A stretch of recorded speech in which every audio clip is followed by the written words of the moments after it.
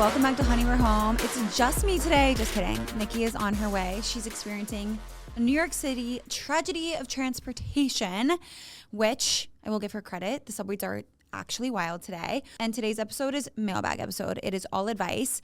The first thing that we're going to catch up on is my cute little sweatshirt. This is a Lovers Club sweatshirt. And the back is so sick. If you're watching, I'm going to show you.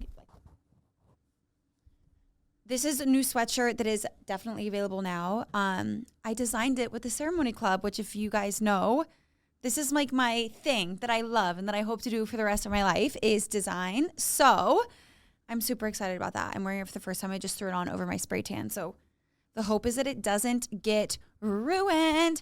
And on other notes, I just keep listening to the Tortured Poets Department on repeat. Annoying my husband, I'm sure. He doesn't want to hear me decode the lyrics. And I feel cute because I have a spray tan. By the time this episode comes out, this is the night that we are interviewing on the red carpet. So I did my hair and makeup, had a spray tan. I'm feeling like a new little girl after being in a little bit of a depressive layer for the past 2 weeks, which happens to the best of us. Basically what we did for this episode is we asked you guys to submit your emails that maybe don't fit into a topic that we normally address, and also to do like a little bit of AMA. And as we go through the episode, we're just going to tackle each email as they come. I want to jump in just by saying thank you guys for listening. Thank you for subscribing. We love you. This has been really fun.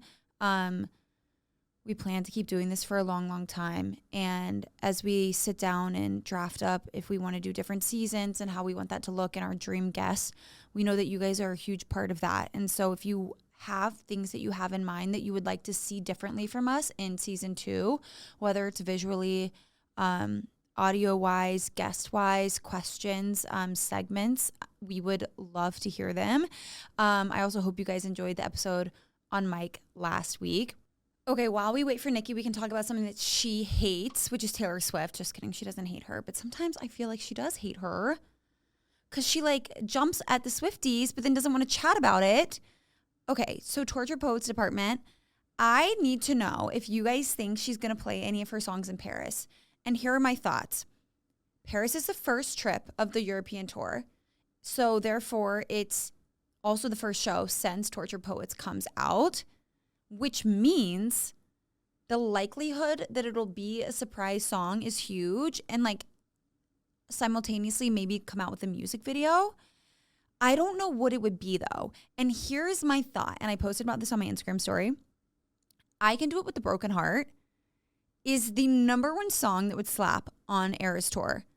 The problem is that opinion might be considered insensitive since it's about her being miserable on the Eras Tour. But by nature, it just makes it fun to sing because she's saying 1, 2, 3, hit it. I can hit my marks. The crowd was screaming more. So by the nature of everything she's saying, it would make for the best song for crowd involvement. And it's one of the few that's actually upbeat. And I feel like that is Eras Tour energy is very upbeat. I don't know. She did take out, Tolerate It. She took it out. Certain things that were really slow and low for the Eras Tour, she did take out of the set list along the way. So I don't really see her putting stuff of that nature back in, but I could see I Can Do It With a Broken Heart. The other one I could see that's more likely because it's less contradictory is Down Bad. I just want to sing that bridge as well. Or Who's Afraid of Little Old Me. Those are my 3 hits. I also am not a detective enough to know which songs she's going to do for a surprise song. And Nikki is here. Hello. Here's the thing. One thing about me. He said the other Gotham studio was a 5-minute walk. I said she won't be here in 5 minutes. No, it'll take longer. One thing about me is I'm doing my goddamn best, okay? It's true. Is it it's bad true. luck to put, oh my God. One thing. Your Chanel. I just zooted the Chanel across the room. I'm gonna need a My nap heart after is this. racing.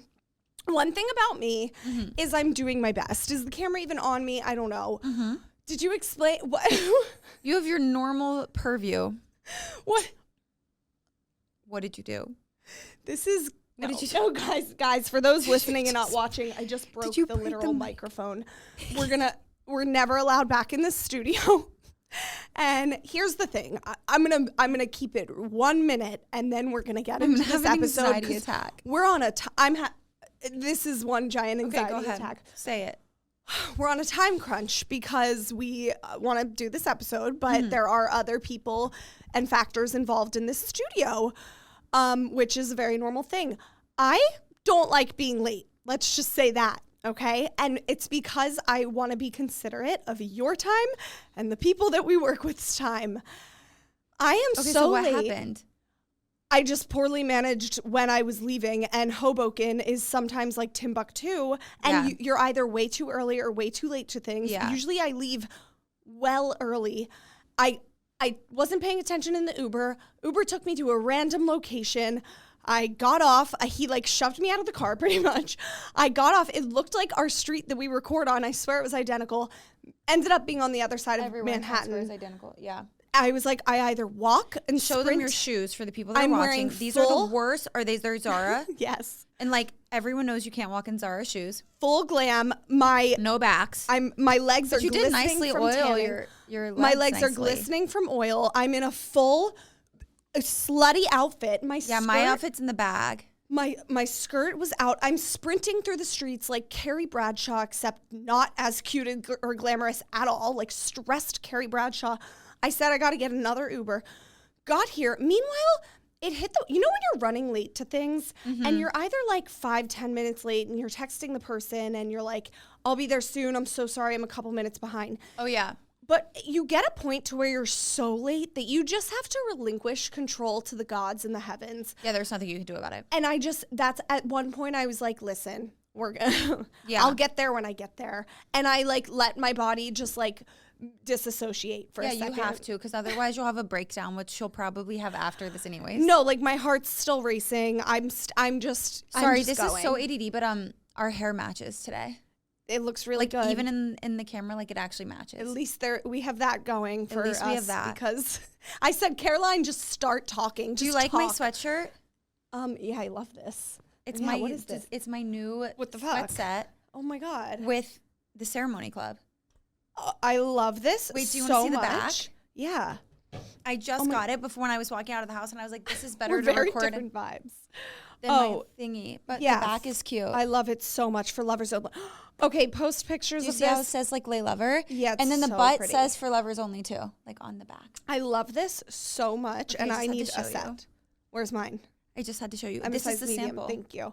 Okay, well, I can't wait to record. I in just that, think it'll be out 'cause by this, the time. I don't like recording in this. I don't. Yeah, my outfit is not record friendly. So I didn't tell them what we're going to talk about. I did tell them we're going to talk about advice.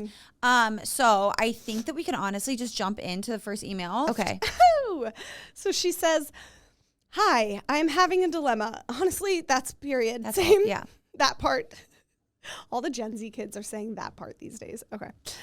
I feel like we've all been saying that must be what No, getting Gen old Z's saying feels it. like when you're like, you didn't invent that phrase. Yeah. Like, you know, when we used to tell our parents things were cool and they probably just were like, this being a parent is so annoying. Like, Yeah. you did not invent that. Yeah, no. But anyways, okay. She's having a dilemma. I am my college best friend's maid of honor and in her wedding next month. She's having a small 50-people wedding. It's a dinner party wedding with no dancing. I was so honored to be asked, and I really am so thankful for our friendship and for her. Here's my dilemma. She has made it very clear that she does not have a small budget. No one asked. She just has told us, LOL. But she is completely a DIY bride. My nipple's coming out. Thank you. Moving on with the email. She does not have a wedding do you want planner. me to finish it? No. She does not have a wedding planner, florist, bartender, hair and makeup artist, day of coordinator, etc. At first, this seemed fine and whatever, but then she started telling us all the chores we, especially me, will need to do for her wedding, like move around tables and chairs, build floral arrangements, be her wedding day coordinator, pick up lunch the day of, etc., etc. My fiance is also in this wedding, and she has told the groomsmen they will be doing, quote, manual labor. He's dreading it. It's not like this wedding is around the corner for us. We're taking a long flight for it, and as soon as we land, it sounds like we will be put to work. I'm really dreading it and starting to resent her. When I tell my friends and my mom about what's going on and they say she's insane because when asked why she didn't want any vendors, she replies, I can do it better. For example, her venue offered her a day of coordinator, but she's making one of our friends do it because she thinks he will do a better job. I worked for a wedding planner for a few years as an assistant in high school, so I do have a little knowledge of what's going to work and what isn't. When I try to tell her, oh, hey, maybe you should hire a bartender so no one overserves themselves within the first hour, or the venue's wedding coordinator is only there to help, she gets very defensive and says, we really want a dinner party vibe and having staff there will mess it up. I'm not close with any of the other bridesmaids, so I don't feel comfortable bringing up my grievances with them. To be honest, I wouldn't be upset if she was doing all these things because she had a low budget and that's why she needed our extra help, but she's told us over and over again she doesn't. She literally just thinks she's better than everyone else.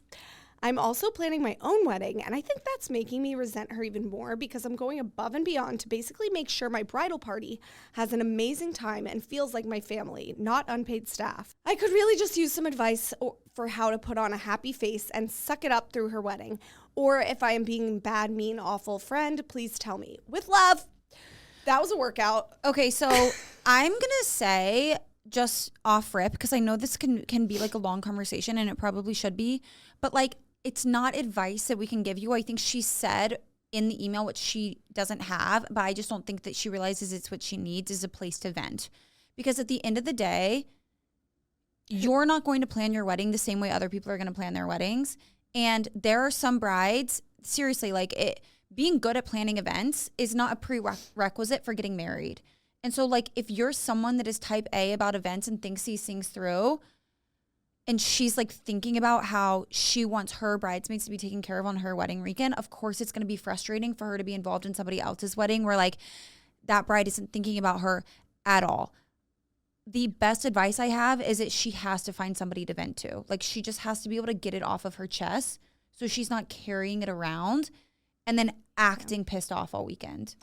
Well, and I think the main issue here is that this bride is just going around assigning labor to every friend and family and not hiring vendors. First things first, I think, like she said here that the brides told them that it's not a budget thing and it's not money. I really think this bride is just straight up lying about that. That's like me being like, oh no, I have to go across Manhattan. I'd rather just walk when I'm running super late than like I don't. You always want to hire if you have the money. I really would have a lot more respect for the bride that she's referring to in this if she would just admit that it is a money thing and she wants to have this type of wedding that she can't afford. Which is why I always say. Do you think that's why the bride? Do you think that's why the bride is going out of her way to say that she has the money? Because she doesn't want people asking and she just wants to put it out there that she has the money? Yeah, I think it's probably an insecurity thing. Like she's like overcompensating. Yes.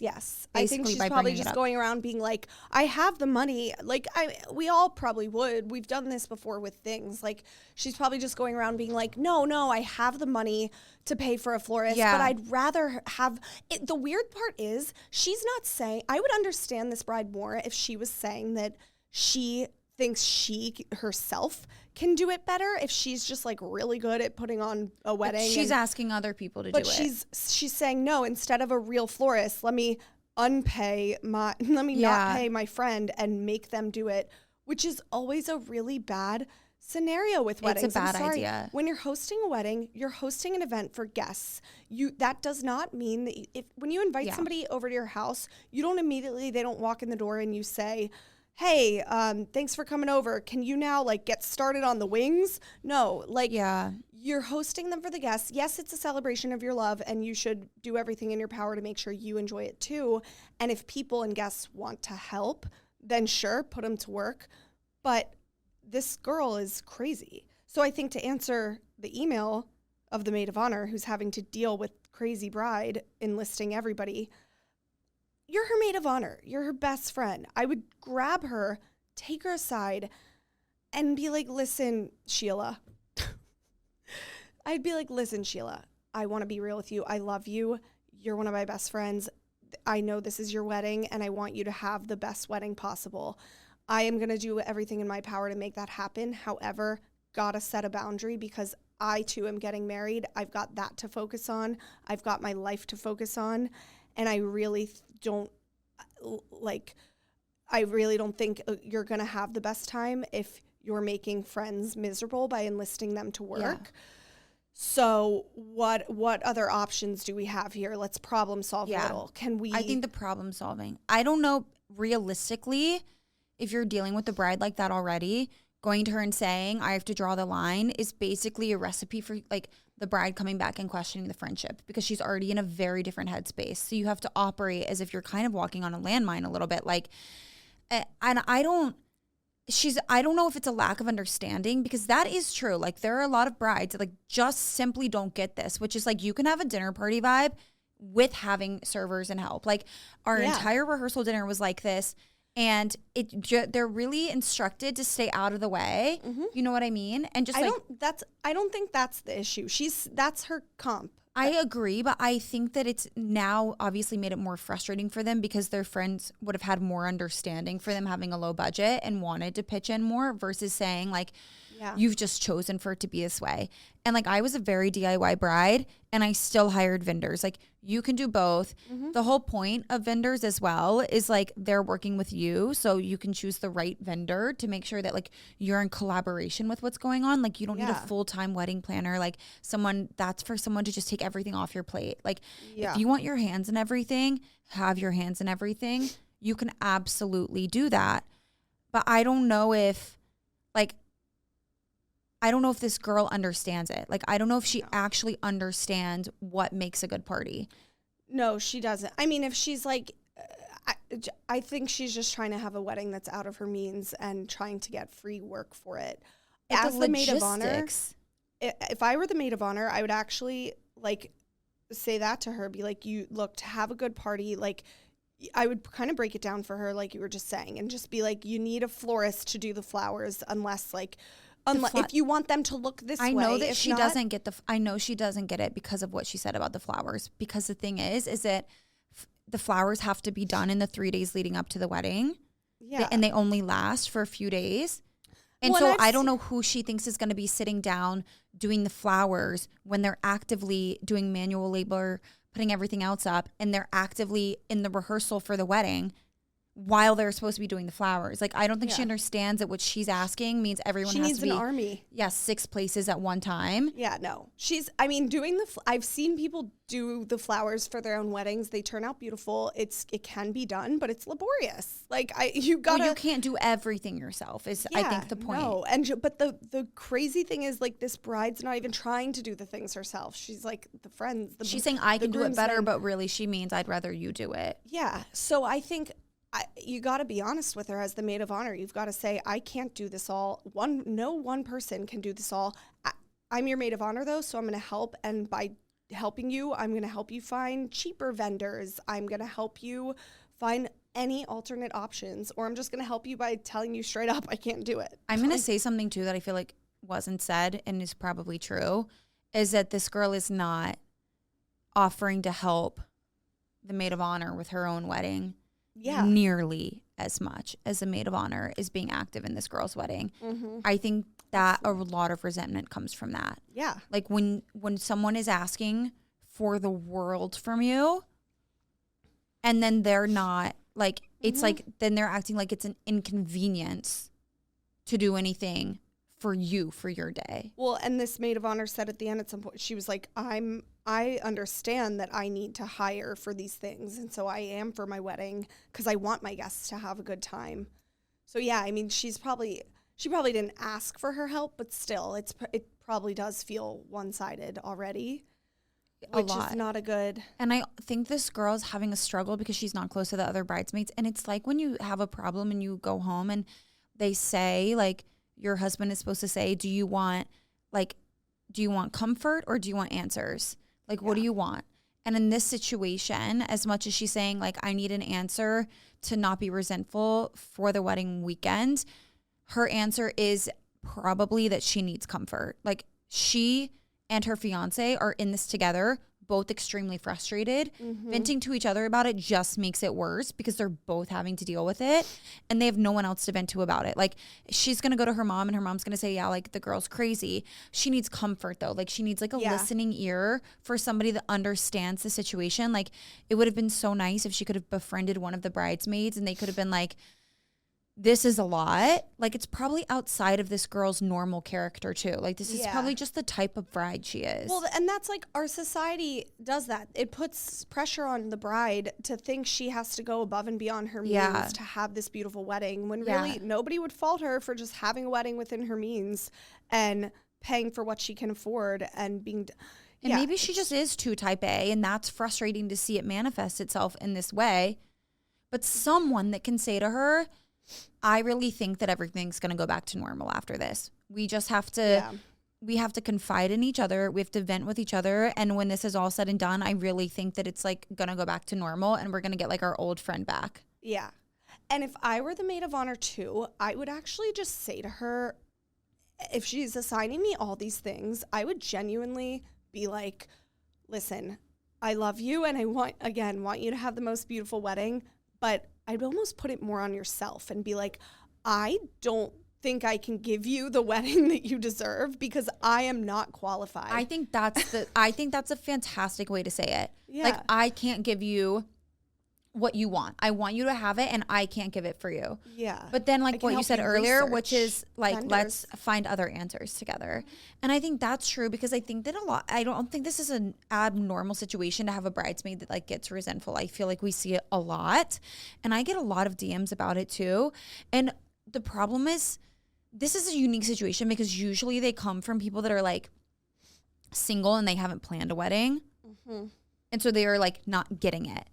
And then later, when they're in that situation themselves, they're like, oh, like maybe I should, like I know that I should have been a better bridesmaid in a wedding before. Yeah. It was like before I even understood how to be a good bridesmaid, like because I had no perspective. And if I could reverse time and go back and do it differently, I absolutely would. Yeah. So usually it comes from like that situation. But this is just interesting because the other girl's also getting married. And so she's saying, I feel like you're being really inconsiderate of people and I'm working overtime to make sure that I'm not doing that. So it's hard to be a part of this. Yeah. It's hard to know you're being like steamrolled when you're the opposite. Weddings, man. I don't know. I think you're right though. I think the advice is find somebody to confide in that also has faith that that friend will come back to normal after. You don't want someone that's going to encourage a friend breakup. Right. Like this isn't enough to like, again, I try to look at her from a point of empathy instead of, I mean, this girl seems pretty pissed though. She's like, she just thinks she's better than everyone else. Like if that is true, then I don't know, maybe she's not meant to be your friend. I know. But that's so sad. I don't want to say that because it's like, that'll like reveal itself over the following years. Yeah. And that's a revelation that's really difficult to deal with on its own. Yeah. You know, so it's like, you want to believe that that's not true. I just feel bad for the bride because like at the end of the day, she's being insane. But I just I have such a soft spot for people who want to impress other people with things like a wedding because they're afraid of what other people will like think about them and their economic status and their whatever if they don't put on a beautiful wedding. Unfortunately, that's what our life society has gotten to, but like I just feel so I would honestly just like don't let it break up your friendship. If she's like a horrid person, then eventually let it, but and honestly, here's one other thing you could do, and this is probably realistically what I would do. I can be very type A when I want to be. I would go in and kind of offer to take over some stuff, like not take over decisions for her because she wants control over those. But I would help her implement a plan that actually got everything done days in advance. Like I would shift all of the labor to end on Thursday morning. And I would have her implore help from people outside of who she's already imploring help from that are like in the area that are like going to be there. Like, I don't know if it's destination, but like if it's in her hometown, like, cause this girl has to fly in. So I would help her really organize who gets in at what time, who's already there, who can do this before, make a schedule, get people to do things piecemeal in the weeks leading up to it, even in the months leading up to it. Like that stuff has to get done, and I get it. Like even like for the flowers, like implore like doing dried flowers for certain bouquets that can be done in advance versus like fresh flowers and who's going to pick them up at what time. Like I think the more organization that's done to help it happen on the front end, the less that it actually takes away from the bridesmaids and groomsmen and the bride and groom actually being able to enjoy the wedding. Yeah. So I would maybe say like that's something that I can do to help you. Yeah, like plan it ahead. Yeah. Disperse It's a puzzle. The labor Yeah. across multiple people. And like, I mean, the mental effort that goes in is enough labor on the maid of honor's part. Like nobody. that's a lot of mental labor, but I think it might be better than watching a train wreck happen in slow motion. And when she does go to her with all those things, I would also just frame it as like, listen, I want you to be as least stressed as possible and you to be able to enjoy the week leading up, the wedding weekend, etc. So that's why we need to get started on this now, and you need to like delegate who's going to do what in advance now. And if she's like, no, well, I thought you or your fiance could just do that when you land. It's like, no, go at it and be like, I think that's cutting it too close to the wedding day. So instead assign Sophie to do it. And I think so too. Also, another thing, sorry, I just thought about this, is make an effort before the wedding to have time that you spend with her that has nothing to do with the wedding. I feel like I like get pretty intentional about that, like with my friends, because I obviously like love weddings and I'm into them. Mm-hmm. And that's something that I'm always like, I can tell when I'm like, oh, all of our conversations have been about weddings. I've got to make an effort to make sure that we're having a conversation that's not about their wedding, because you've got to maintain what that friendship is outside of wedding planning. Mm-hmm. And for her, like outside of any resentment or stress that it's obviously caused her and has now infiltrated into the friendship. Yeah. If they have a FaceTime, if they have a girls' wine night, like I know that they're not in the same city, call each other, set up a date, do a wine night, like just the girls, catch up, do other things.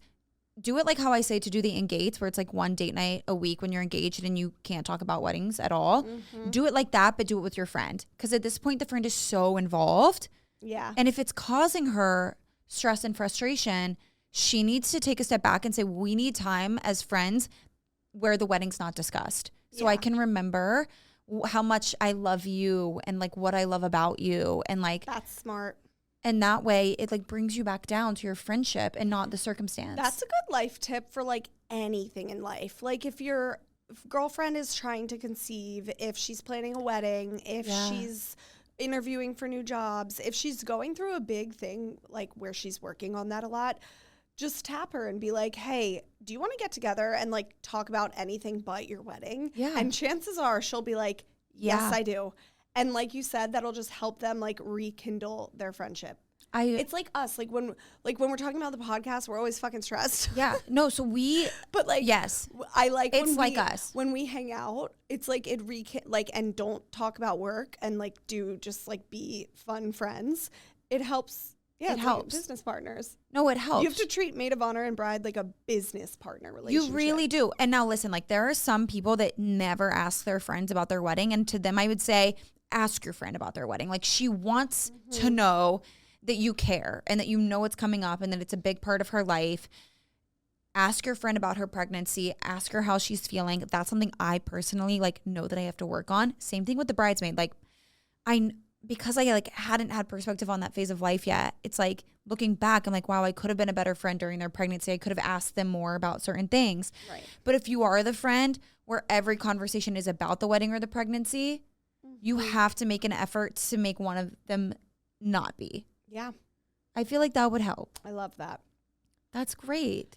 Okay. Well, beautiful. Do we want to jump into some of our AMAs? Yes, this is fun. How do we transition back to life after a wedding? What about pre and post wedding depression? This is the question we get every 5 all seconds. The time. This is a wedding episode. I didn't have any, and I used to say like I didn't have any, and now I realize though, it was because we moved right after, and I knew that we were moving right after. So right after the wedding, I knew what was happening right after the wedding. Like I knew that once the wedding was done, it was transition jobs, find a place to live, figure out when we were moving to New York, move to New York. And so now my answer is like have something that you're looking forward to. Like, did you feel a weird depression though? Like after that all? Like you had that to look forward Yeah. to, but was there a lull at any point after? Yeah. It hit like at the end of December, in like December 2021. Mm-hmm. I was like, oh my God. Because like we'd moved and everything had kind of settled in that sense. Like there was nothing to look forward to, but everything around me was still chaos. Mm-hmm. So I kind of felt a little like, not what do I do now? I just didn't feel great. Like I didn't feel great. I think what post-wedding depression is so common. Whether you love having the freedom of not having to plan a wedding or not, regardless, you were riding this high of wedding, everybody paying attention to you, everybody looking at you, which for most of us attention whores we love, but you're riding the high of having this big event in your life where people are celebrating you and it's focused on you. And then all of a sudden it's over. And just from that like chemical change, you automatically feel like, what now? Unless you're like popping out a baby right away, which I don't recommend doing right after the wedding. I think some people do jump to that as their next thing though, like because of it. Oh yeah. I do. And so I will say like take a beat because you don't want to have jumped too fast to that because you were like, what's next? No. Yeah, exactly. Absolutely. But you have a good tip. Oh yeah, no. I mean, my big thing that I always tell is like, this is why like the honeymoon is such a big deal. We did ours 1 month after the wedding, which I personally loved. That way, like I gave it to Mike, I remember, as like his main project. I said, let loose, let it rip on the honeymoon while I focus on wedding. He kind of led the charge on that. But then like that month buffer gave me a chance to kind of jump in right after the wedding and like fine tune the details and of course change around everything Mike had planned because I do it better. And and no, but basically like it was the perfect amount of time like to really soak up the wedding. Like logistically, you have time to go home. Your photographer's starting to send you the sneak peeks and stuff, and you have time to like soak in the wedding of it all and make almost like a mini vacation out of it. Like if you're traveling at all, even if it's a domestic wedding, you have time to just like soak in that for a minute, like be married. And then the honeymoon is your big thing you look forward to. Do it like 2 months after. Yeah. I would say though, I have friends who wait like 7 months to do the honeymoon, and that's fine. Everybody do what's best for you. But to me, that wouldn't feel like a honeymoon enough. It doesn't. Like I did it right after. We did it right after, but we still did part of our original plan, which was like Paris on our 1 year. Like our original plan was like ideally we were going to do like Greece, France, Spain. Mm-hmm. And we didn't get to do that because of COVID. And so we did go to Paris on our 1 year anniversary and we were like, this is kind of a delayed honeymoon, even though we like did Mexico that right after the wedding. To me, though. We and not the big grand hopping. No, like European. Mexico was our honeymoon. Paris was just an anniversary trip. And even though like we knew it was going to happen that way, and I think it happens that way for everybody, where they're like, we're going to do something we call a mini moon now, and then our honeymoon later. But like the mini moon is your honeymoon, and that's what you're always going to refer to as your honeymoon. And then when we did Paris, it still felt like it's just an anniversary trip. Like it didn't feel like a honeymoon to us. Like it's just like you're too far removed from it for it to be your honeymoon. So I don't know, like it's still a great trip. It just didn't feel nearly as much as like a honeymoon as the one that we did right after the wedding. Yeah. And I think like regardless of what formation you do, I feel like the whole like mini moon, then anniversary trip, honeymoon trip, whatever would be ideal, honestly, because then you get 2 trips. But regardless of what you pick, I think for post-wedding depression, just know that it's coming. Know that it will probably come. You'll get a little sad. You might not get fully down, depressed in the dumps, but you'll just feel the low from being on such a high, and just focus on like getting back to you and soaking in that marriage and date nights and planning fun things like that. Like you don't always have to have a big trip or a big life change to look forward to. Plan a date night and look forward to that. But someone around you does. And this is like a little take. Find someone else who needs help planning their wedding. If you liked wedding planning, that's very kind just of take you. This is like all I do with my time. Yeah, like I feel like if I were to suddenly get married, I like do this all the time. Like you have to find, but I have friends who did this too. Like they had a lot of energy from wedding planning and they really liked it. So then they were like, okay, so who can I help next? And then you don't really ever have to give it up.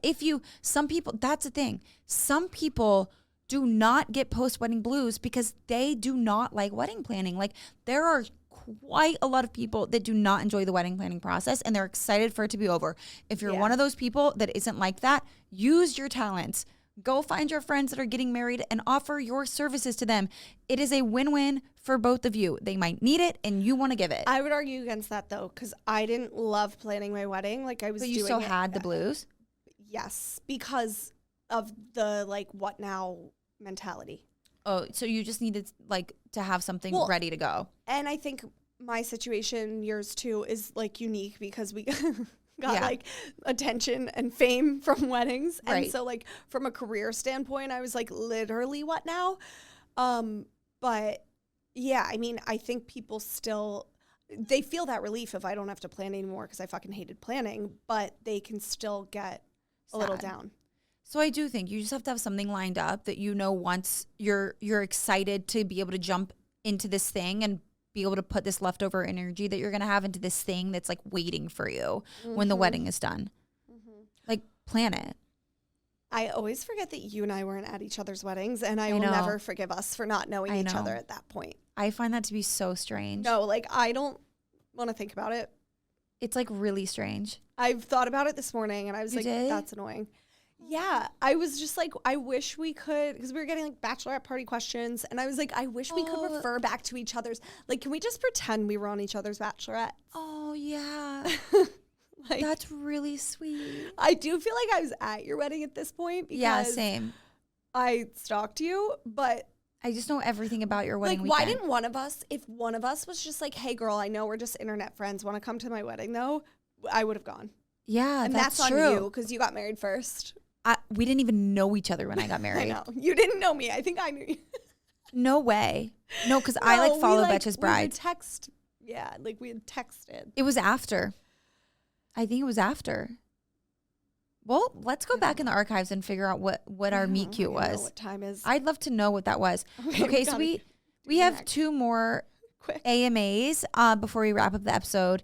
The next one is, did either of you have a wedding perfume? And if so, what was it? Finding mine now. I have great advice for this one, and it was too late. So Tom Ford Soleil Blanc in the white bottle, if you're getting married at the beach, that is what you need to wear. They also have, like, I love the Tom Ford body spray that's like glitter oil. Great for your wedding day to like shimmer. It also is Soleil Blanc though, so it also smells like the Soleil Blanc perfume. So I wore Chanel. Stunning. But the scent that John could smell was a Soleil Blanc. And I didn't realize that they had a perfume for that. And so what do you mean the scent that John could smell? Because he could smell the scent through the like glitter body oil that I was wearing. Oh, okay. So I would buy the Tom Ford Soleil Blanc perfume in white and the matching glitter body oil in the same scent. And then like really smell like the ocean and like heaven. Does the glitter body oil transfer onto white? No. And also, you guys, spray tans come out of wedding dresses. If I hear one more person be like, don't get a spray tan a week before, like, bitch, it will be gone. The spray tan will be totally clean, wiped off, just streaky at that point because, like, they're so scared the spray tan's going to get on the dress. Go somewhere good. Go somewhere good. Go somewhere good. Have them bake it in, and you're going to be okay. And, like, don't let your dress sit for 10 hours before you get a dry clean. Time it on, like, the Thursday. If you are getting married on a Saturday, wash your body the next day. Thursday's the perfect. Like, go to somebody who specializes in brides. They exist. Yeah, they exist. My girl had, like, a clear gel for brides, and it looked so good and so even. And it did not one drop got on my dress. I also said after my wedding, I wish I got a spray tan touch up on Saturday because there's nothing like the fresh spray tan like glow. We were at the beach. It's salty.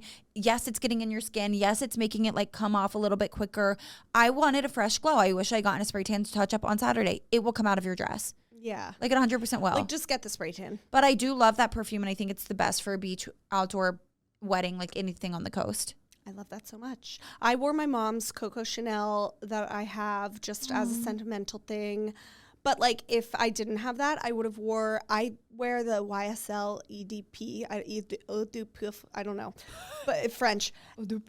But I get so many compliments. I'm wearing it right now, mixed with a bunch of other random scents because it's a long story. But I love a multiple scent. I always wear more than one scent. Really? Like always. I'm doing a Fleur hair mist right now. I'm doing a Chanel hair mist. Oh, well. Hair mist girls. I would rather Chanel.